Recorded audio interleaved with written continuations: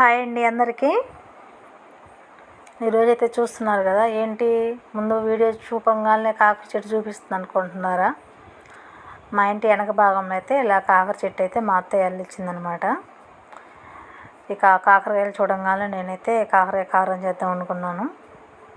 ఎందుకంటే చాలా రోజులైంది కాకరకాయ కారం చేసుకుని కూడా. అది కూడా అసలు కాకరకాయ కారం చాలా మంచిదండి పిల్లలకు కూడా. నులు పురుగులు అవి ఉంటుంటాయి, కొంతమంది చెప్పలేరు, పిల్లలు బాధపడుతుంటారు కదా. కాకరకాయ కారం అయితే చాలా మంచి ఔషధంగా పనిచేస్తుంది నులి పురుగులకి అయితే.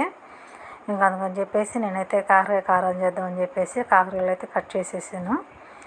కట్ చేసుకొని వచ్చేసి ఇక శుభ్రంగా వాటి పైన చెక్కు భాగం మొత్తం తీసేసాను అనమాట.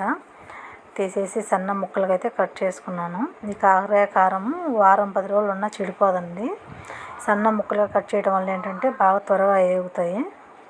బయట అయితే ఫుల్గా పడుతుంది వర్షం అయితే. మా వాడైతే లోపల స్టార్ట్ చేసాడు ఇక గొడవ అన్నం తినే కాడ. నేను ఫోన్ తీసుకొని రావడం చూసి ఇక మీ సారా పెడతాను నువ్వు ఏడ్చేదని చెప్పేసరికి సైలెంట్గా కూర్చున్నాడు. ఇక కాకరకాయ కారం కోసం అయితే మా వాడైతే వెయిటింగ్లో ఉన్నాడు అనమాట. మా వాడికైతే కాకరకాయ కారం చాలా ఇష్టం అండి, ఇష్టంగా తింటాడు కాకరకాయ కారం అయితే. మీలో ఎంతమందికి ఇష్టం అండి ఇలా? నచ్చితే లైక్ చేయండి, సపోర్ట్ చేయండి.